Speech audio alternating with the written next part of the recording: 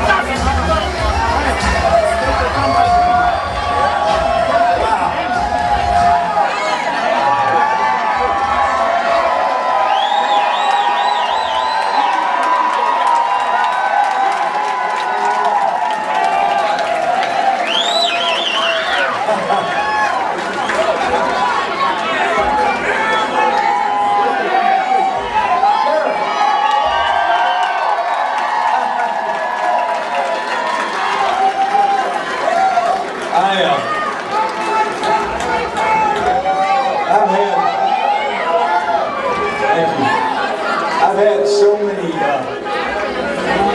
many thoughts about what to say, and people have offered to write scripts talking about everything I should say at a moment like this. And let me do something first that I think all of us need to really reflect on.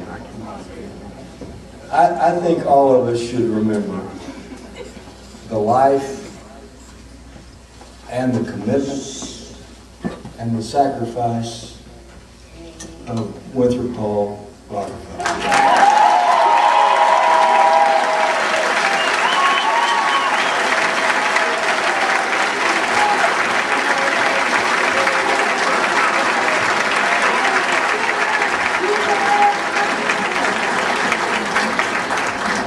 It goes without saying, he was a very good man who cared about so many people, and but for the issues of health and what his family and what he had to go through, and then ultimately what happened, he might well have been standing here, and he would have been a great governor. You know?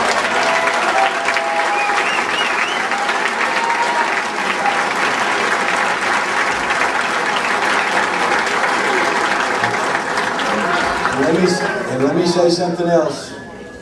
I got one of the nicest, most gentlemanly, most uplifting telephone calls a while ago from Congressman Asa Hutchinson, who pledged his support for moving Arkansas forward, and who was very, very gracious in his telephone call. And I think what that signals at this hour is that the election's over.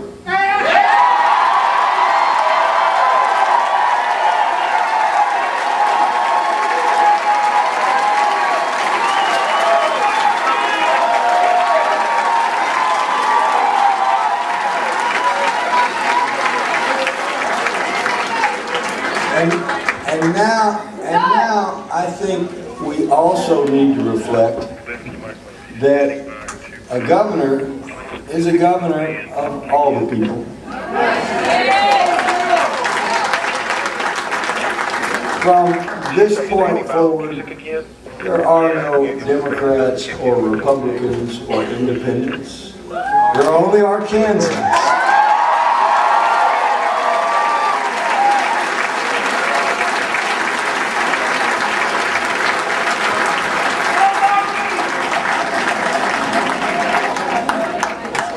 I couldn't stand up here for 3 weeks and begin to express the depth of my gratitude for the thousands of people, most of whom are in this room, and the others who couldn't be here tonight. They're working at the courthouses and polling places across all 75 of our counties, all of whom have done so much to make this night possible and make this election successful.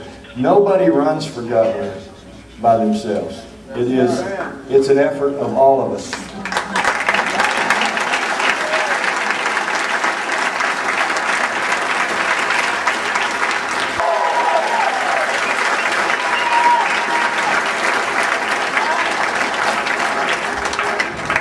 I received a phone call a few minutes ago also from who we affectionately refer to as 42.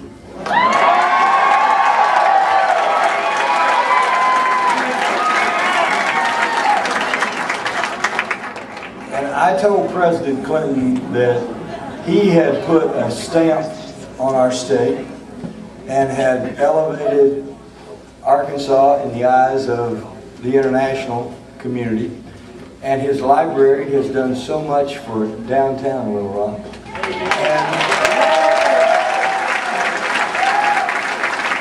And that we welcome him back anytime. We sure do like to have him.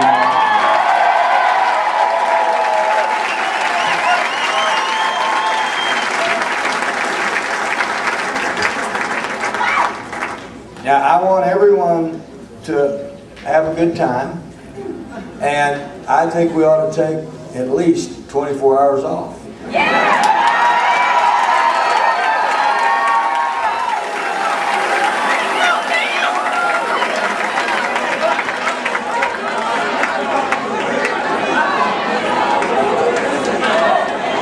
And I don't want to dampen the enthusiasm or the spirit of this party, because you all have worked for months and years to put us in a position to even be here. And I couldn't, as I said at the outset, begin to thank you enough. But I want you to realize that now the hard work begins.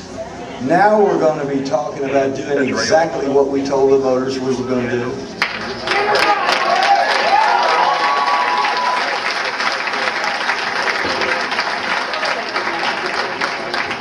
With a partnership with the members of the General Assembly, with a partnership with the people of Arkansas, we're going to do those things we talked about, including eliminating that grocery tax,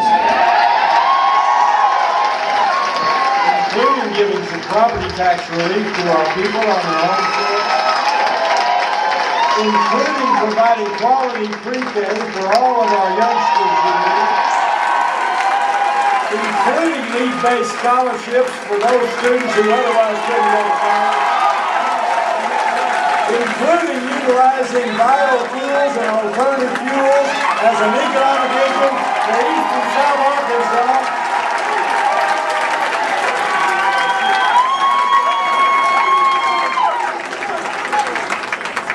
And together, we will build our state and honor those people who came before us. We would be remiss if we didn't acknowledge both our veterans who have served this country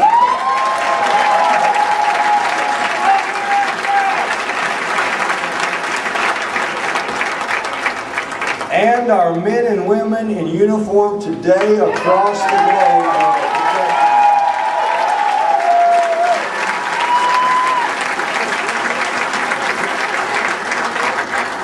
I haven't seen the final numbers, and it could indeed change in terms of the total vote turnout, but from the preliminary numbers, it looked like the message that Arkansas sent was, if you men and women in uniform can go across the world and defend our rights and our freedoms and our abilities, the least we can do in Arkansas is break this trend and go to the polls and vote, and our Kansas did it today.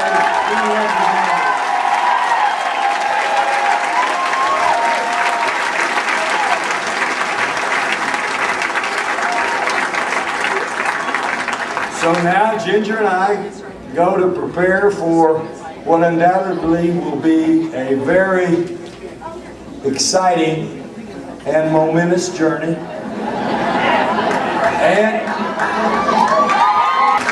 And we will tell you that we expect everybody to be on this team as we govern inclusively together in the state.